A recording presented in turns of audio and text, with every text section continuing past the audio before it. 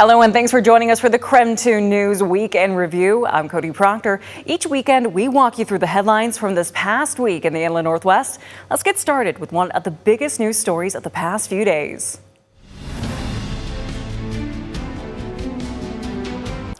Sydney, in just the last minute or so, we saw a crew from Newman Lake Fire Rescue. They stopped by to give us the latest update now. They say the fire is out. So the fire is out. No more forward progression because it is completely out. However, we do see some of those smoke remnants still on the hillside next to Newman Lake. You can barely see it now. Very much a different scene than what we saw a few hours ago. Very much decreased. There's still a small smell of kind of like campfire in the air. And in the last half hour or so, I've also seen many fire engines as well as Spokane County, Valley, and State Patrol cars leave this area. So that is rest assured that the fire is now officially out. And we are also told that mop-up crews will be working throughout the night. Mop-up crews will be working throughout the night in this area. And I am just off of McKenzie Conservation Area. A few other things, all aircraft has since been released. And in the height of the fire, I saw about 2 planes and 2 helicopters responding to this fire, scooping out water from Newman Lake. And again, both DNR and Newman Lake officials say the fire was about 2 acres.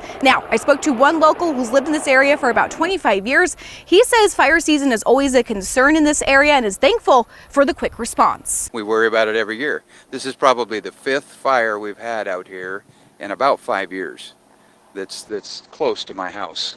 So between fireworks and people throwing cigarettes out or whatever it is, it's worrisome. Now, again, that quick response was so important today. That's what DNR officials tell me, especially in a weather impact alert day where we see red flag warnings in our region. A few of the other fire crews that we saw respond to this fire, in addition to Newman Lake Fire and Rescue, Kootenai County, DNR, of course, Spokane County Fire District 3, Hauser Lake, as well as Spokane Valley. Again, those hand crews will be mopping up through this evening, and we do not know the cause of this fire just yet. We will continue to report here through the next half hour. For now, I'm reporting in Spokane County, just off of Newman Lake. Regan Gallo, KREM 2 News. It's a morning Jordan Mayo says she replays over and over again, waking up to smoke, grabbing her daughter, and scrambling out a window as flames consumed her house. Today, she shares the moments that she says saved their lives. I am filled with a rage that is just like all-consuming. Feelings of anger and confusion. That's all that's left after Jordan Mayo's house caught fire last month, forcing her and her daughter to escape through a basement window. It was just a whirlwind after that, really like chaos. I didn't really have any time to react anyway. You know, it was just like next thing, next thing, next thing. A disaster she believed was a fluke. I was thinking like it was an accident, a cigarette, or just something. Until she watched the surveillance video. They wanted me to pull up the cameras, and I do, and I'm just like, there's no way. Like, I see his face on there, and it's like, there's no way. Mayo says caught on camera near her house that morning is the father of her daughter, Romello Abram, a man who she has a protection order against. The Spokane Police Department sent out a release saying that Abram has been arrested following an investigation into the fire. Right now, he's facing multiple charges, including first-degree arson. I'm just dumbfounded, really. Like, Riley's there. You know we're asleep inside. And just, it's sickening, too, because you get to see the smoke coming from her window. It's literally got to be like 10 feet, like 15 feet. Like from where the fire, like to her window. And it's just like, I just am blessed and highly favored because, But that morning, the fire wasn't just contained to Mayo's house. I looked out the bathroom window and I could see this area here just really bright orange, and you could feel the heat coming through. It quickly jumped the chain link fence to Dylan Beecher's house, which is something he's been trying to overcome mentally since it happened. You don't really have a chance to be afraid, you know. That later on, as your brain processes what you've been through, I still kind of like, as I'm maybe at night, I can still see that orange glow. I can hear that crackling and popping. The suspected arsonist was set to make his first appearance tonight, but he refused to come out of his cell. He's expected to come before a judge tomorrow. In Spokane, Christian Garza, KREM 2 News.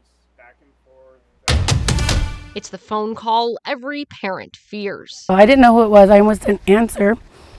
But then they told me that my son's been in an accident. I have two sons. So I was like, well, who are you talking about?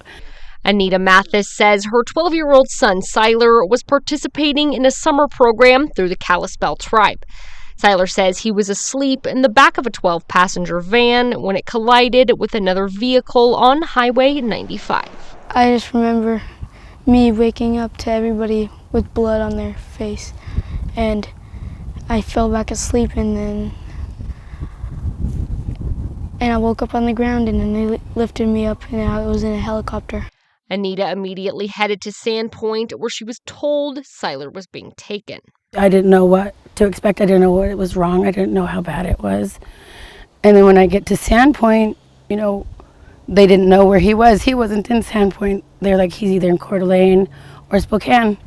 And so we pretty much had to find him. My husband called dispatch, and they told him he was at Sacred Heart. Siler had a large gash on his forehead, but the MRI came back clear, and he was discharged less than 24 hours later with nearly 20 stitches and a concussion. His mom says the concussion has slowed down his summer plans a little, but he's recovered pretty quickly. Took 4 days to make me feel like I was good. While Anita is incredibly grateful it wasn't worse, it's something she likely won't be able to forget. Immediately, I thought something was seriously wrong. And, nobody could tell me what was wrong. It's unexplainable. I can't, it's just fear. Because my boys are my life. In Cusick, Caitlin Galloway, KREM 2 News.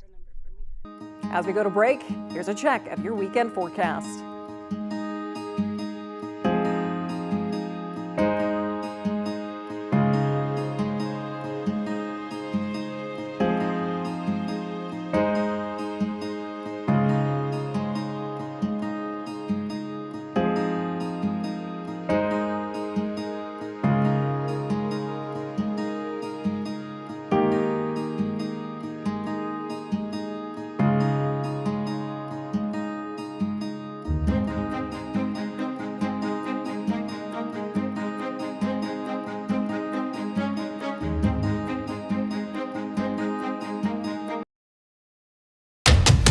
Welcome back to the KREM 2 News Weekend Review. It's been a busy week across the inland Northwest, and we want to help catch you up on some stories you might have missed.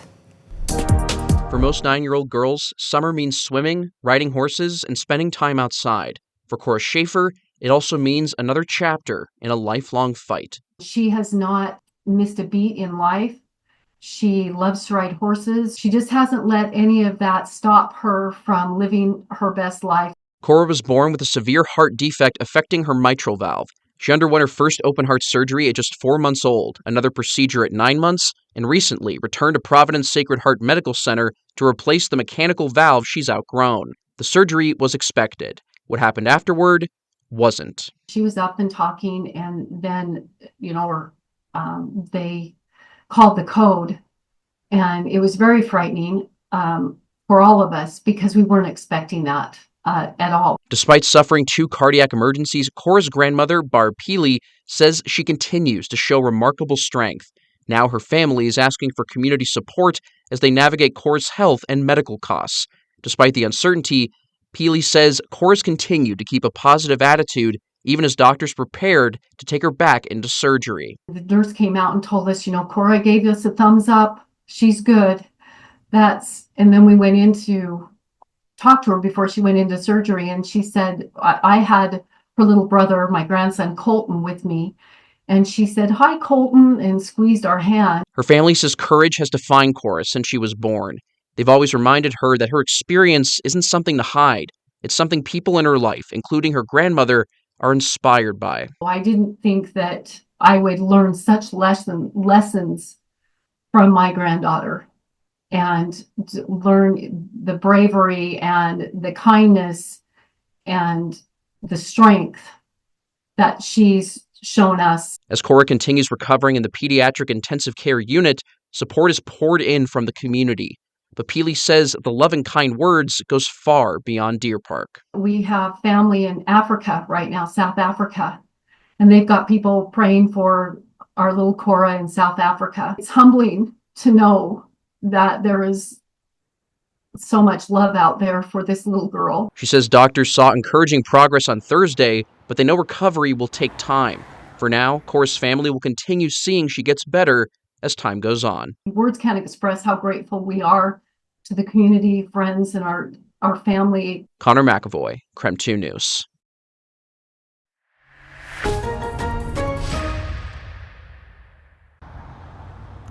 Well, if you live in the area or drive through Post Falls, there's going to be some overnight lane closures here at the interchange of I-90 and State Highway 41. And again, if you are familiar with this section of town, you've seen the cones, you've seen the construction crews, but it does appear there's a finish line at the end of this long-term project.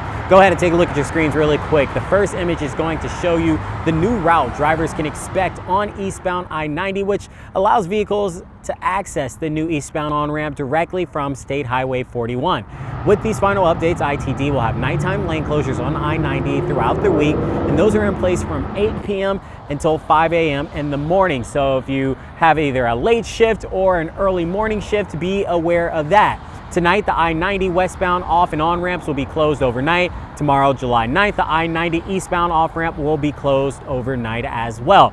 ITD is asking drivers to pay close attention to the signs and new markings as they get used to this new traffic pattern. So again, just make sure you're taking your time, but the ultimate goal for this project is to allow smoother traffic here in this region. For now, though, reporting here in Post Falls, Brandon T. Jones, KREM 2 News.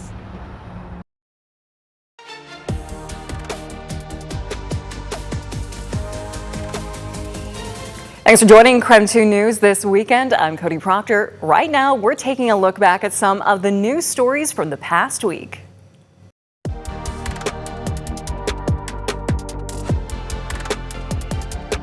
Spokane County continues to grow, so does traffic. Growth is going to keep happening, whether people want it to or not, and traffic is not going to improve over time. For Post Falls resident Ian Fisher, he keeps the population of where he lives top of mind. That's why he attended a meeting on Wednesday looking at projected growth in North Idaho over the next few decades.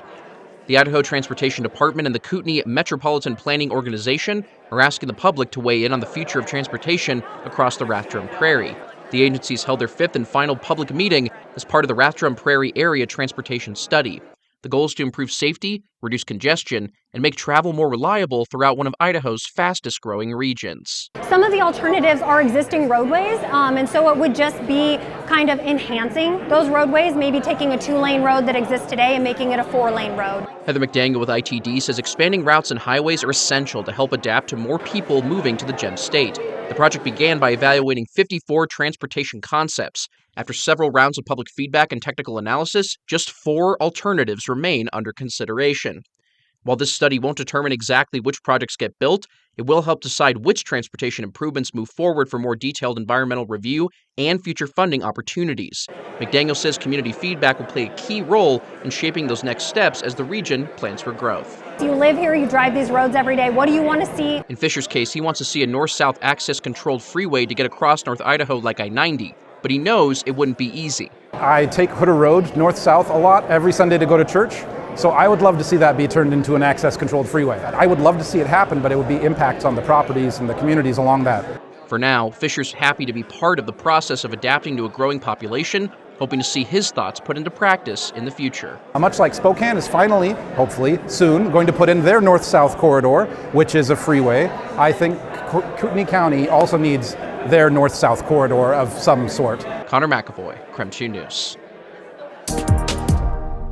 The question isn't just why build new bridges, it's why now. City leaders say the answer comes down to preparing for a community that continues to change. An interchange untouched for 60 years is finally getting an update. So we're looking for ways to build a project with the smallest amount of public impact, but there will be some. Robert Blagan, the Public Works Director for Spokane Valley, says they recently received a federal grant of close to $21 million, bringing them just under $10 million of their target budget. We won't be waiting. We're still going to be moving while we look for more state grants and figure out what additional city funds we can put towards the project. The Sullivan and Trent Interchange project will include widening the roadway by replacing both bridges for the railway and State Route 290, adding 2 new roundabouts, as well as adding a new sidewalk. Blagan says the project aims to cut down on the amount of congestion for both freight drivers and commuters. He says traffic operations have a level of service of F during rush hour, which is the worst rating. According to WashDOT, the current bridge over Trent Avenue, built back in 1960, is rated the lowest level. We have a lot of jobs, thousands of jobs, a lot of freight, and just people trying to go from point A to point B and to get to the school district buildings just north of the interchange. Industrial park and large businesses are concerned about the congestion at the interchange. And so everyone I've talked to has been excited that there's funding for a way to fix the problem into the future. These recent federal funds were championed by Spokane Valley's federal delegation, which included bipartisan support from Congressman Michael Baumgartner and Washington Senators Patty Murray and Maria Cantwell. Construction is expected to begin once funding is fully secured. When those improvements are finally here, sometimes it's tough to deal with the few weeks or the few months that we're working on them, but we just hope everyone will be patient and they can enjoy that improvement for the next 20 years when it's done. City leaders say the final design phase of the project should be finished by this time next year. In Spokane Valley, Christian Garza, KREM 2 News. Thank you for joining us here on KREM 2 News. You're watching the Week in Review, where we bring you some of the biggest news stories of the past week.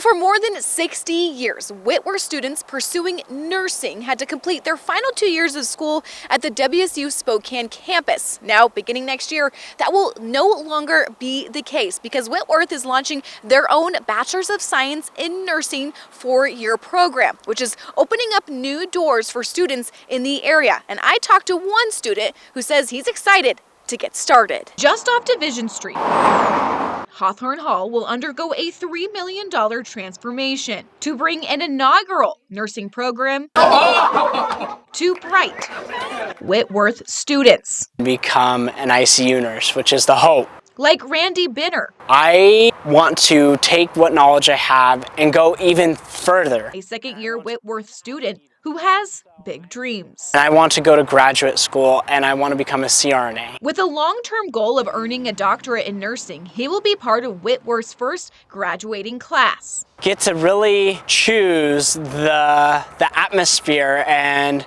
the environment we want to set for future incoming students that want to go into nursing. Randy tells me he just wrapped up 3 12-hour overnight shifts at MultiCare's Spokane Valley Hospital. Always a night where we are short one nurse at least. He says the job is demanding. It's hard work. University officials say Washington is facing a critical nursing shortage. Chris Sloan, the inaugural director of the nursing program, tells me it is driven by nurses leaving the profession after the COVID-19 pandemic and a wave of upcoming retirements. Washington Center for Nursing says it's 19,000 nurses that we need.